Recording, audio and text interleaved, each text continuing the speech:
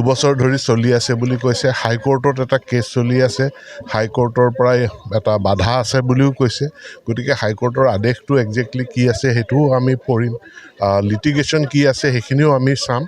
আৰু তুলিৰাম ৰঙাক মই যোৱাকালি কথা পাতিছোঁ, তেখেতে কৈছে মইতো আলোচনাৰ কাৰণে প্ৰস্তুত আছোঁ।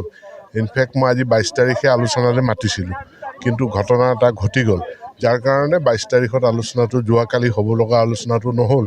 গতিকে আমি এতিয়া পৰৱৰ্তী এটা সময়ত আলোচনাটো অনুষ্ঠিত হ'ব লাগিব। দুবছৰ ধৰি চলি আছে বুলি কৈছে। হাইকোৰ্টত এটা কেছ চলি আছে, হাইকোৰ্টৰ পৰাই এটা বাধা আছে বুলিও কৈছে। গতিকে হাইকোৰ্টৰ আদেশটো একজেক্টলি কি আছে সেইটোও আমি পঢ়িম, লিটিগেশ্যন কি আছে সেইখিনিও আমি চাম। আৰু তুলিৰাম ৰঙাক মই যোৱাকালি কথা পাতিছোঁ, তেখেতে কৈছে মইতো আলোচনাৰ কাৰণে প্ৰস্তুত আছোঁ।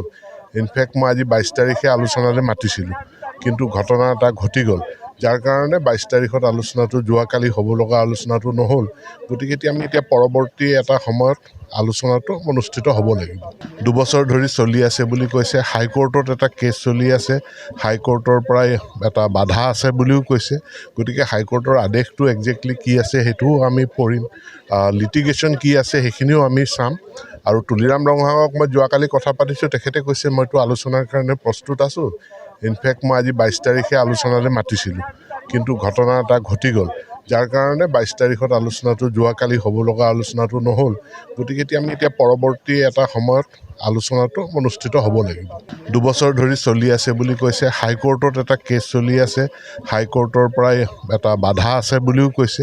গতিকে হাইকোৰ্টৰ আদেশটো একজেক্টলি কি আছে সেইটোও আমি পঢ়িম, লিটিগেশ্যন কি আছে সেইখিনিও আমি চাম।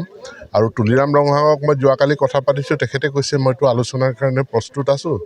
ইনফেক্ট মই আজি 22 তাৰিখে আলোচনালৈ মাতিছিলোঁ, কিন্তু ঘটনা এটা ঘটি গ'ল, যাৰ কাৰণে 22 তাৰিখত আলোচনাটো যোৱাকালি হ'ব লগা আলোচনাটো নহ'ল।